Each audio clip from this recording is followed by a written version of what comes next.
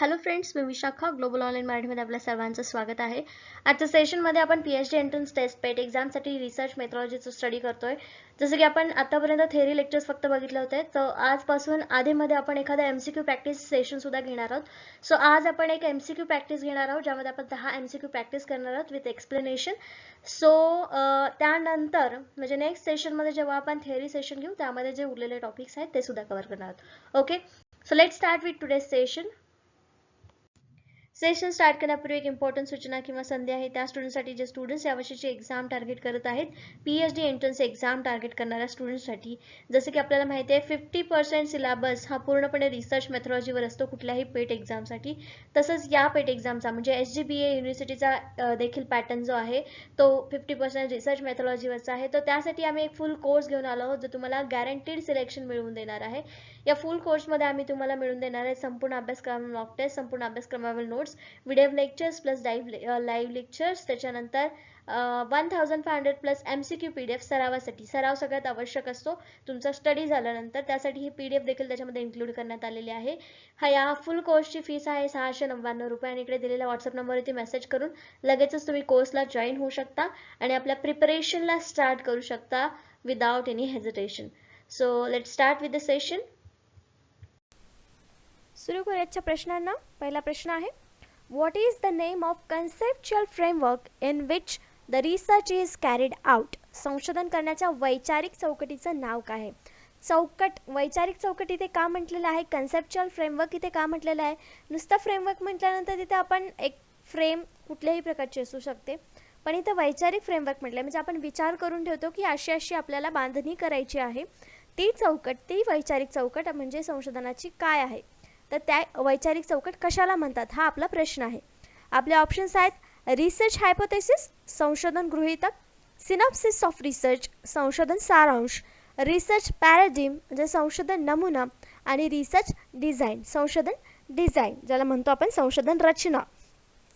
त्याचं correct answer आहे D, research design संशोधन रचना. कारण आपल्याला हे प्रत्येक वेळी लक्षात ठेवायचं आहे, जेव्हा कन्सेप्च्युअल फ्रेमवर्क हा वर्ड येतो तेव्हा तिथं ते रिसर्च डिझाईनशी रिलेटेड असतो. प्रश्न जो असतो तो आपला रिसर्च डिझाईनशी रिलेटेड असतो, कारण रिसर्च डिझाईनसाठीच आपल्याला एक फ्रेमवर्क बनवावं लागतं. मेंटल किंवा कन्सेप्च्युअल वैचारिक चौकट आपल्याला बनवावी लागते की आपला रिसर्च कसा असणार, आपल्या मेथड्स कुठल्या यूज करायच्या आहेत हे आधी आपल्याला विचार करावा लागतो, नंतर त्या कागदावर उतरवावं लागतात आणि नंतर मग आपल्याला ते इम्प्लिमेंट करावं लागतं आपल्या रिसर्चमध्ये. म्हणून जिथे जिथे फ्रेमवर्क वर्ड येईल तिथे तिथे आपल्याला रिसर्च डिझाईन हा वर्ड लक्षात ठेवायचा आहे किंवा ती कन्सेप्ट तिथे आपल्याला लक्षात ठेवायची आहे. मग आपलं करेक्ट आन्सर इथे काय आलेलं आहे? डी. तर रिसर्च डिझाईन काय आहे? Research design is a framework of research methods and techniques chosen by the researcher. जसं मी म्हटलं की रिसर्चर्सकडून हे मेथड्स आणि टेक्निक ठरवण्यासाठी फ्रेमवर्क असतं. The design allows researchers to home in research methods and that are suitable for the subject matter and set up their studies up for the success. म्हणजे आपला research चांगला व्हावा यासाठी किंवा सक्सेसफुल राहावा यासाठी एक आपण ही चौकट असतो, ज्याच्यामध्ये आपण मेथड्स ठरवत असतो की आपल्याला कुठली मेथड या रिसर्चमध्ये आपल्या निवडलेल्या सब्जेक्टमध्ये कुठली मेथड योग्य आहे ते इथे आपण ठरवत असतो. The research design of research topic explains the types of research. तर रिसर्च डिझाईनमध्ये देखील वेगवेगळे प्रकार आहेत, टॉपिक्स आहेत.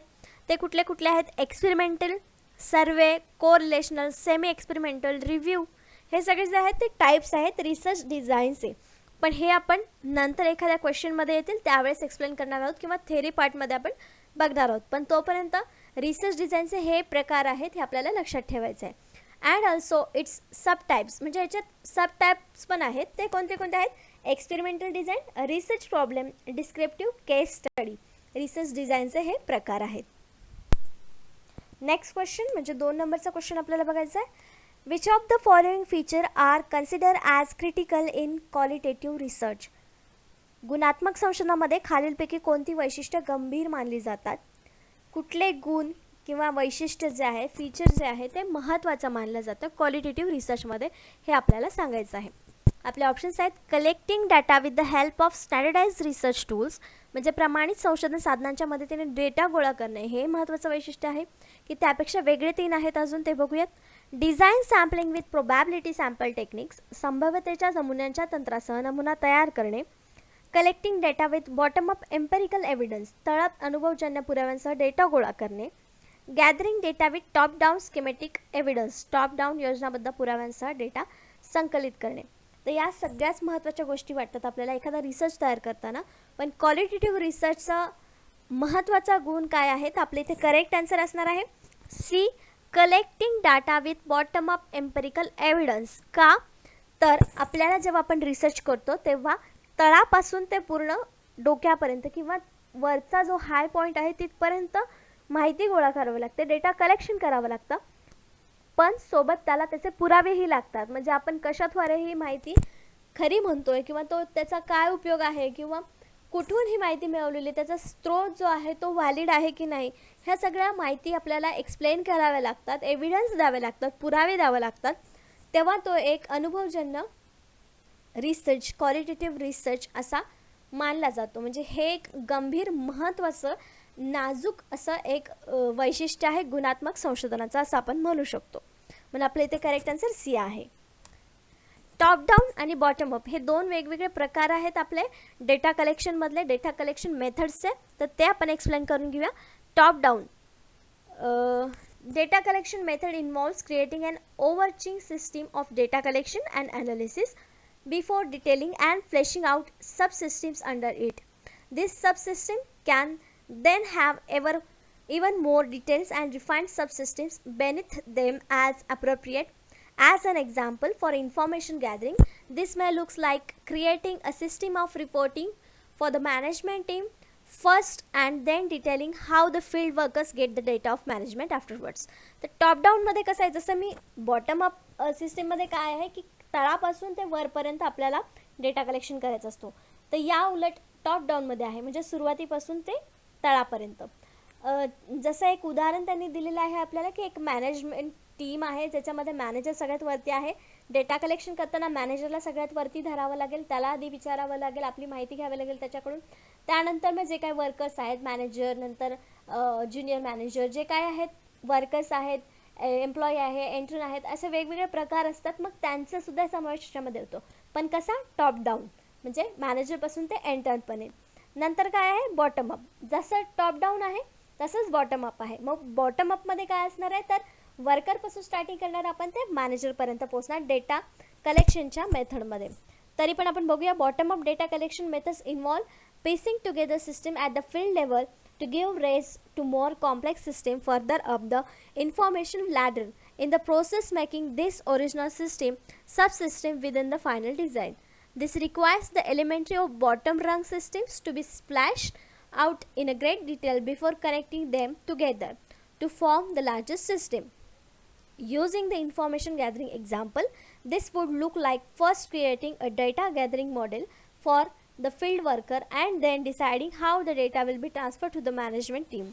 त्याच्यामध्येच आपण जसं सांगितलं की मॅनेजमेंटचे एक उदाहरण घेतलं, तसेच इथे वर्करपासून स्टार्ट केलं आणि मॅनेजमेंट टीमपर्यंत आपण पोहोचलो बॉटम अप सिस्टीममध्ये. हे दोन वेगवेगळे डेटा कलेक्शनच्या मेथड आहेत, top down and bottom up. Next question, third नंबरचा, how is random sampling helpful. यादृच्छिक सॅम्पलिंग कसे उपयुक्त आहे. आपल्याला माहिती आहे की सॅम्पलिंगचे वेगवेगळे प्रकार आहेत प्रोबॅबिलिटी आणि नॉन प्रोबॅबिलिटी सॅम्पलिंगमध्ये. तर हा एक प्रकार आहे रँडम सॅम्पलिंग. तो कसा उपयुक्त ठरतो.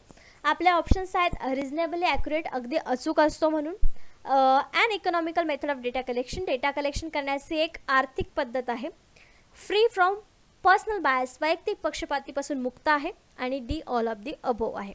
तर इथे रँडम सॅम्पलिंग म्हणजे काय की रँडम एखादा म्हणजे कुठलाही एक सॅम्पल निवडायचा, जो अवेलेबल असेल त्याच्यातून कुठलाही एखादा आपल्याला निवडायचा आहे सॅम्पल. म्हणजे समजा 10 व्यक्ती आहेत जे आपल्याला एखादा गोष्ट म्हणजे शाळेतल्या शिक्षणाविषयी आपल्याला डेटा कलेक्शन करताना त्यांचं मत काय आहे हे आपल्याला जर गोळा करायचं असेल तर त्यामध्ये 10 व्यक्तींची मतं वेगवेगळी असतील. मग 10 मतांची 10 सॅम्पल्स घेण्याची गरज नाही आहे. त्यातले आपण 3-4 घेतले, एक 2 नंबरचा, नंतर 5 नंबरचा, नंतर 7 नंबरचा, असे 2-4 जर सॅम्पल घेतले तर ते रँडम सॅम्पलिंग होणार. 10च्या 10 न घेता त्यातले फक्त सिलेक्टिव्ह रँडम सॅम्पल्स आपण सॅम्पलिंगसाठी घेणार आहोत रिसर्चसाठी. त्याला आपण रँडम सॅम्पलिंग म्हणतो. याला आपण डिटेलमध्ये बघू. पण याचं करेक्ट आन्सर आहे डी ऑल ऑफ दी अबो. का तर रॅन्डम सॅम्पलिंग जसं मी सांगितलं की जे अवेलेबल आहे त्याच्यातून आपल्याला निवडायचे असतात म्हणून ते अगदी अचूक देखील असतात. अँड इकॉनॉमिकल मेथड आहे म्हणजे डेटा संकलनाची एक आर्थिक पद्धत आहे कारण त्याच्यामध्ये जास्त सर्च करावं लागत नाही किंवा ट्रॅव्हलिंग खर्च आपल्याला तिथे पडत नाही म्हणून ही एक आर्थिक म्हणजे कमी पैशामध्ये होणारी सॅम्पलिंग आहे. फ्री फ्रॉम पर्सनल बायस वैयक्तिक पक्षपातीपासून मुक्त आहे कारण कुठलाही एखादा व्यक्ती घेतो तिथे आपलं मत नसणार आहे. जो व्यक्ती समोर आपल्याला येणार आहे ती सॅम्पलिंगसाठी आपल्याला उपयोगी येणार आहे म्हणून इथे तिन्ही ऑप्शन्स जे आहेत आपले ते करेक्ट आहेत तिथे आपल्याला उपयुक्त आहेत म्हणून आपलं करेक्ट आन्सर तिथे आलेला आहे D all of the above वरील सर्व. Random sampling is a part of sampling technique in which a sample has equal probability of being chosen. A sample chosen randomly is meant to be an unbiased representation of total population. जे वैशिष्ट्य आपण आपल्या प्रश्नाच्या ऑप्शन्समध्ये बघितली तीच वैशिष्ट्य आपल्याला इथे सांगितलेली आहेत रॅन्डम सॅम्पलिंगची की हे एक टेक्निक आहे जे प्रोबॅबिलिटी इक्वल प्रोबॅबिलिटी असते म्हणजे कुठल्याही व्यक्तीची निवड होण्याची याच्यामध्ये शक्यता असते की फक्त एकाच ग्रुपचा व्यक्ती तिथे आला पाहिजे असं नाही तर तिथे प्रोबॅबली रॅन्डमली आपण व्यक्ती सिलेक्ट करू शकतो रिसर्चसाठी सॅम्पल म्हणून. पण याचाच अर्थ हे कशामुळे म्हणजे अनबायस असण्याचे पक्षपातीपणा इथे होऊ शकत नाही कारण ते आपण रॅन्डमली चॉईस करतो. अशा प्रकारे रॅन्डम सॅम्पलिंग आपण एक्सप्लेन करू शकतो की रॅन्डम सॅम्पलिंग काय आहे ते एक टेक्निक आहे प्रोबॅबिलिटी सॅम्पलिंगचं. प्रोबॅबली त्याच्यामध्ये चूज होऊ शकतात एक सॅम्पल्स आणि अनबायस असतं. नेक्स्ट क्वेश्चन बघतो आपण 4 नंबरचा. A research intends to explore the result of possible factors for the organisation of effective mid day meal intervention which research method will be the most appropriate for this study. एक संशोधन प्रभावीपणे mid day जेवण हस्ताक्षेपांच्या संस्थेच्या संभाव्य घटकांच्या परिणामांचा शोध घेण्याचा विचार करते तर या अभ्यासासाठी कोणती संशोधन पद्धत सर्वात योग्य असेल असा आपला प्रश्न आहे. आपल्याला मिड डे मील माहिती आहे. मिड डे मील जी स्कीम होते स्कूल्समध्ये जे स्टुडंट्स आहेत त्यांना पोषक आहार मिळावा यासाठी स्कूलमध्ये इंटरव्हलमध्ये जेवण दिलं जायचं. आता लॉकडाऊनमुळे शाळा तर बंद आहेत पण त्यांच्या अंतर्गतच काही स्टुडंट्सच्या अकाउंटवरती पैसे जमा करण्याची स्कीम गव्हर्नमेंटने काढलेली आहे. मिड डे मीलच्या बदल्यात म्हणता येईल किंवा त्याच्या अंतर्गत म्हणता येईल. पण हे मिड डे मीलचं जेव्हा आपल्याला परिणामांचा अभ्यास करायचा आहे तेव्हा कुठली संशोधन पद्धत आपल्याला इथे योग्य ठरणार आहे हे सांगायचं आहे. तर ऑप्शन्स आहेत डिस्क्रिप्टिव्ह सर्वे मेथड्स वर्णनात्मक सर्वेक्षण पद्धत, हिस्टोरिकल मेथड ऐतिहासिक पद्धत, एक्स पोस्ट फॅक्टो मेथड आधीची post facto method, experimental method प्रायोगिक पद्धत.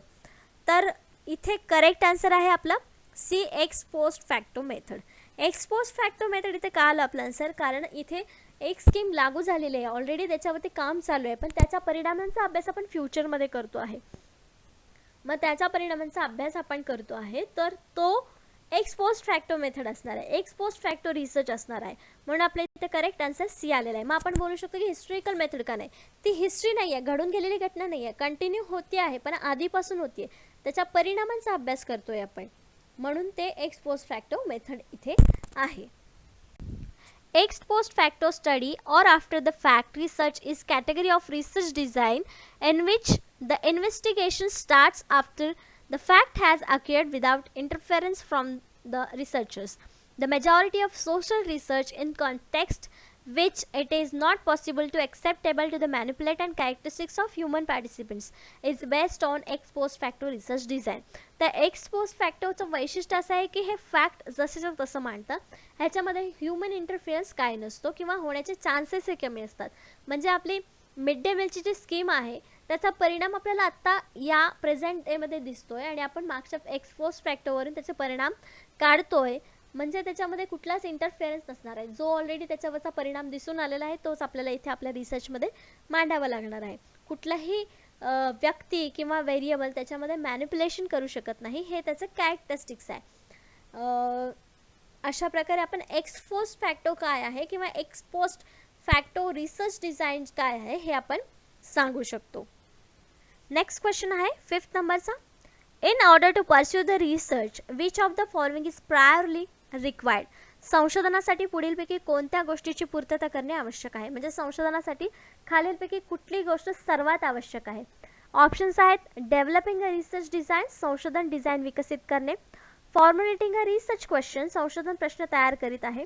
Deciding about the data analysis procedure, data विश्लेषण प्रक्रियेबद्दल निर्णय घेत आहे. फॉर्म्युलेटिंग अ रिसर्च हायपोथेसिस, संशोधक गृहीतक बनवणे. तर इथे आपल्याला कुठली गोष्ट सर्वात आवश्यक आहे हा प्रश्न आहे. तर हायपोथेसिस, डेटा ॲनालिसिस ह्या सगळ्या नंतरच्या स्टेप्स आहेत रिसर्चच्या. पण सगळ्यात पहिले आपल्याला डिझाईनच्या पण अगोदर आपल्याला क्वेश्चन पाहिजे, कारण समस्याच नसेल आपल्यासमोर, आपल्याकडे समस्या नसेल तर आपण रिसर्च कशावर करणार, हो ना. म्हणून तिथे क्वेश्चन आपल्याला आधी फॉर्म करता आला पाहिजे, प्रश्न तयार करता आला पाहिजे. म्हणजे ही आपली सगळ्यात बेसिक नीड आहे रिसर्चसाठीची. मग इथे आपलं करेक्ट आन्सर काय येणार आहे? बी, फॉर्मॅटिंग अ रिसर्च क्वेश्चन, संशोधन प्रश्न तयार करत आहे. हा आपल्या इथे आवश्यक घटक आहे संशोधनासाठीचा. What is research problem? Research problem म्हणजे काय? It refers to some difficulty which a researcher experiences in the context of either theoretical or practical situation and wants to obtain a solution for the same. A research problem can be simply defined as a statement that identifies the problem or situation to be studied. तर research problem म्हणजे थोडक्यात इथे सांगितलेलं आहे की एक problem आहे, solution शोधायचं आहे त्याच्यावरती. मग ते सोल्युशन काय असणार? आपलं रिसर्च असणार आहे. तर रिसर्च प्रॉब्लेमला आपण स्टेटमेंट म्हणून घेऊ शकतो, ज्याच्यावर आपल्याला सोल्युशन शोधायचं आहे. कुठल्याही सिच्युएशनचा प्रॉब्लेम सॉल्व्ह करण्यासाठी ते स्टेटमेंट आवश्यक असतं. प्रॉब्लेमच नसेल तर आपण त्याच्यावर सोल्युशन काय शोधणार, बरोबर ना. आपण आयुष्यातही जगताना असंच करतो ना. जर एखादी समस्या समोर आली तरच त्याच्यावर सोल्युशन शोधतो. डायरेक्ट सोल्युशन शोधायला जातो का आपण? नाही. मग इथे देखील पहिली स्टेप रिसर्चची काय आहे? रिसर्च प्रॉब्लेम सर्च करणं किंवा रिसर्च प्रश्न तयार करणं. नेक्स्ट क्वेश्चन आहे 6th. Which one among the following statement is false in the context of participatory research? सहभागी संशोधनाच्या संदर्भात खालीलपैकी कोणते विधान चुकीचे आहे हे विचारलेलं आहे. नेहमी पेपर सॉल्व्ह करताना, कुठल्याही एक्झामला जाताना आपल्याला प्रश्न नीट वाचायचा असतो. करेक्ट आन्सर आपल्या जवळच असतं, ओळखीचं असतं, पण आपण प्रश्न चुकीचा वाचतो म्हणून आपण उत्तरही चुकीचं देतो. मग इथं आपल्याला काय प्रश्न विचारलेला आहे की कोणतं विधान चुकीचं आहे. म्हणजे त्यातले 3 विधानं बरोबर आहेत आणि एकच चुकीचं आहे, ते कोणतं आहे ते आपल्याला सांगायचं आहे. ऑप्शन्स आहेत. It recognize knowledge as a power, हे ज्ञानाला सामर्थ्य म्हणून ओळखतं. It is collective process of enquiry, ही चौकशीची सामूहिक प्रक्रिया आहे. It emphasizes people as a expert, हे तज्ज्ञ म्हणून लोकांना जोड देते किंवा ओळख देते. Its sole purpose is the production of knowledge, त्याचा एकमात्र उद्देश ज्ञानाची निर्मिती आहे. सगळेच बरोबर वाटत आहेत आपल्याला संशोधनाबद्दल. हे सगळे जे वाक्य आहेत ती सगळीच बरोबर वाटत आहेत, पण यातला एक चुकीचं आहे आणि ते आन्सर आहे डी, इट्स सोल. सोल जो आहे तो चुकीचा वर्ड आहे इथे. Its purpose is to production of knowledge, हे आन्सर आपलं विधान स्टेटमेंट बरोबर झालं असतं, पण आपला इथं इट्स सोल पर्पज म्हटलेलं आहे, म्हणजे एकमेव एकमात्र उद्देश दिलेला आहे. तर याचा एकमात्र उद्देश हा नाही, याचे अनेक उद्देश आहेत. जे आपण वरती बघितले ते सुद्धा त्याचे उद्देशच आहेत असं आपण म्हणू शकतो. म्हणून आपल्या इथं करेक्ट आन्सर काय आलेलं आहे? डी, हे विधान चुकीचं आहे. सहभागी संशोधन, पार्टिसिपेटरी रिसर्चच्या रिलेशन कॉन्टेक्स्टमध्ये. The researcher work with the members of the community to understand and resolve the community problems, to empower community members, and to democratize research. The methods of participatory research includes group discussions of personal experience, interviews, surveys, analysis and public documents. तर participatory research म्हणजे आपल्याला माहिती आहे की सगळे participate करून तिथं research होतो आणि त्यामध्ये कुठल्या कुठल्या मेथड्स यूज होतात. तर group discussion, personal experience, interviews, surveys, analysis of public documents, या सगळ्याचा तिथे वापर होतो पार्टिसिपेटरी रिसर्चमध्ये. नेक्स्ट क्वेश्चन आहे 7th नंबरचा. What does the longitudinal research approach actually deal with? रेखांशाचा संशोधन दृष्टिकोन प्रत्यक्षात कशाचा सामना करतो? ऑप्शन्स आहेत. लॉंग टर्म रिसर्च, दीर्घकालीन संशोधन, शॉर्ट टर्म रिसर्च, अल्पकालीन संशोधन, हॉरिझॉन्टल रिसर्च, क्षैतिज संशोधन, नन ऑफ द अबोव, वरीलपैकी काहीही नाही. त्याचं करेक्ट आन्सर आहे ए, लॉंग टर्म रिसर्च, दीर्घकालीन संशोधन. का ते आपण समजून घेऊया. तर लॉन्जिट्युडिनल रिसर्च जो आहे, अप्रोच जो आहे, तो कसा आहे की एका विषयावर अनेक वर्ष अभ्यास करायचा एका ठराविक गॅपने किंवा एका ठराविक कालावधीमध्ये, त्याला आपण लॉन्जिट्युडिनल रिसर्च असं म्हणतो. मग ही कशी टर्म झाली? ही एक लॉंग टर्म रिसर्च प्रोसेस झालेली आहे. म्हणून इथं आपलं करेक्ट आन्सर काय आलेलं आहे? A. Long term research. A longitudinal study is a type of correlational study that involves looking at variables over the extended period of time. तर याच्यामध्ये काय सांगितलेलं आहे की एकाच व्हेरिएबलवर बराच काळ आपण संशोधन किंवा स्टडी करत असतो. This research can take place over the period of weeks, months or even years. तर हा कालावधी काही आठवड्यांचा असू शकतो, काही महिन्यांचा असू शकतो, तर काही वेळेस हा काही वर्षांचा देखील असू शकतो. In some cases, longitudinal studies can last several decades. काही वेळेस longitudinal studies करताना decades म्हणजे 10 वर्ष देखील डिकेड्समध्ये हा स्टडी केला जाऊ शकतो longitudinal स्टडीमध्ये.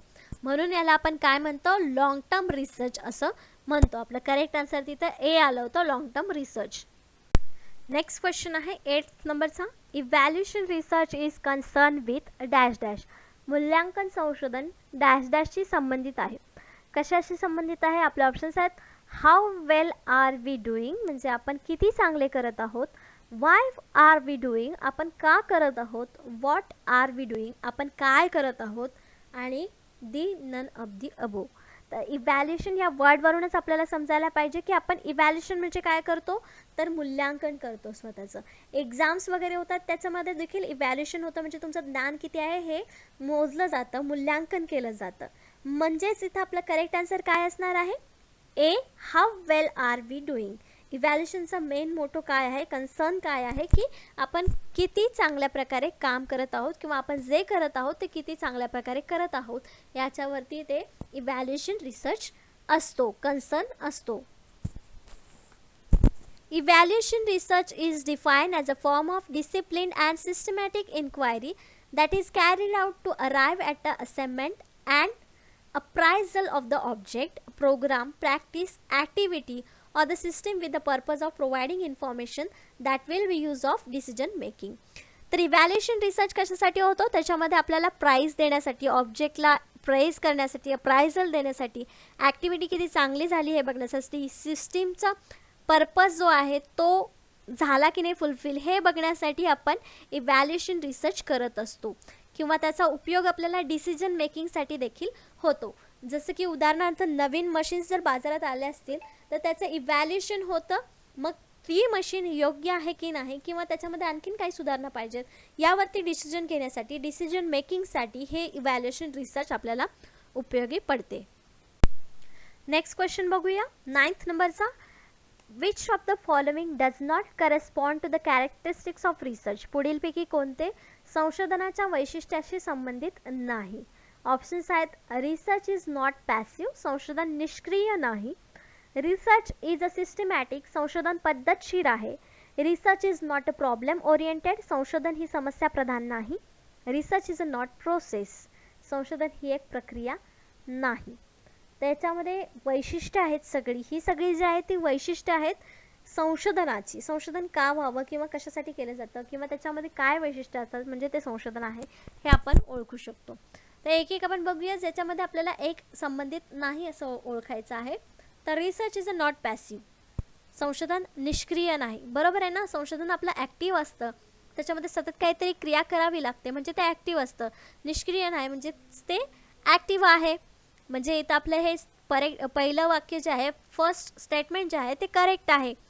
नेक्स्ट आहे रिसर्च इज अ सिस्टमॅटिक, संशोधन पद्धतशीर आहे. बरोबर, त्याच्या वेगवेगळ्या स्टेप्स आहेत, मेथड्स आहेत म्हणून ते एक पद्धतशीर आहे संशोधन. Research is a not problem oriented, संशोधन ही समस्या प्रधान नाही, प्रॉब्लेम ओरिएंटेड नाही. प्रॉब्लेम आपल्याला लागतो पण कशासाठी, सोल्युशन शोधण्यासाठी. म्हणून आपलं हे देखील करेक्ट आन्सर आहे. मग नेक्स्ट जे आहे ते रिसर्च इज नॉट प्रोसेस, संशोधन ही एक प्रक्रिया नाही. मग हेच जे वैशिष्ट्य आहे ते आपलं करेक्ट आन्सर आहे D. Research is not process, संशोधन ही एक प्रक्रिया नाही. कारण हे सिस्टमॅटिक आहे, पद्धतशीर आहे, निष्क्रिय नाही. म्हणजेच ही एक प्रोसेस आहे, त्याच्यामध्ये वेगवेगळ्या प्रोसेसने स्टेप्सने आपल्याला ती क्रिया सतत करावी लागते. म्हणजेच ती एक कंटिन्यू प्रोसेस आहे रिसर्चची. ती कंप्लीट झाल्यावरच आपला रिसर्च पूर्ण होतो. म्हणून इथं आपलं जे डी आन्सर आहे, दी करेक्ट ऑप्शन जे आहे ते इथे चुकीचं आहे स्टेटमेंट, म्हणून आपला ऑप्शन करेक्ट इथं डी आलेला आहे. रिसर्च कॅरेक्टरिस्टिक्स काय काय आहेत? Originates with the question or a problem, म्हणजे सुरुवात कुठून होते तर प्रॉब्लेम किंवा समस्येपासून होते. रिक्वायर्स क्लिअर आर्टिक्युलेशन ऑफ गोल्स, म्हणजे जे काय आपले ध्येय आहेत त्याच्यासाठी हे क्लिअर विजन असलं पाहिजे, आपलं गोल्स काय आहेत ते क्लिअर असले पाहिजेत रिसर्चसाठी. Follows a specific plan or procedure, systematic plan आणि प्रोसिजर तिथं फॉलो केली तर आपण रिसर्चपर्यंत पोहोचतो. Often divides main problem into sub problems, तर ह्याच्यामध्ये रिसर्चचा अजून एक कॅरेक्टरिस्टिक्स काय आहेत तर मेन प्रॉब्लेम आणि त्याच्यानंतर त्याचे सब प्रॉब्लेम्स काय आहेत. जसे की आपण म्हणतो की पाण्याचा प्रॉब्लेम आहे, हा मेन प्रॉब्लेम झाला. सब प्रॉब्लेम्समध्ये काय ना, त्याचं पाणी कमी आहे की जास्त आहे, म्हणजे हिमालयामधला बर्फ वितळतोय ते पाणी जास्त होणार आहे. आणि दुसरा प्रॉब्लेम काय असणार तर एकीकडे प्यायचं पाणी लोकांना मिळत नाही आहे. हे दोन सब प्रॉब्लेम्स असणार आहेत main प्रॉब्लेमचे.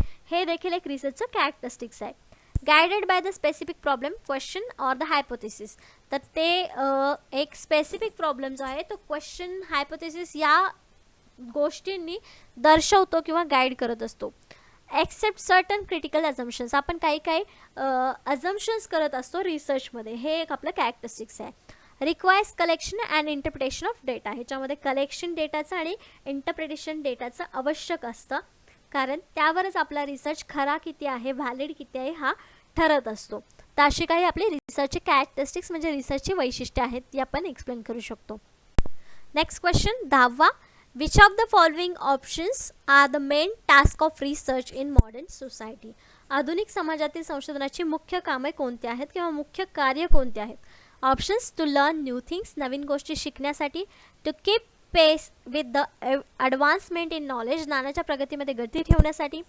To systematically exam and critically analyse the investigation sources with the objective, उद्देशाने तपासणी स्रोतांचे पद्धतशीरपणे परीक्षण करणे आणि त्याचे विश्लेषण करणे.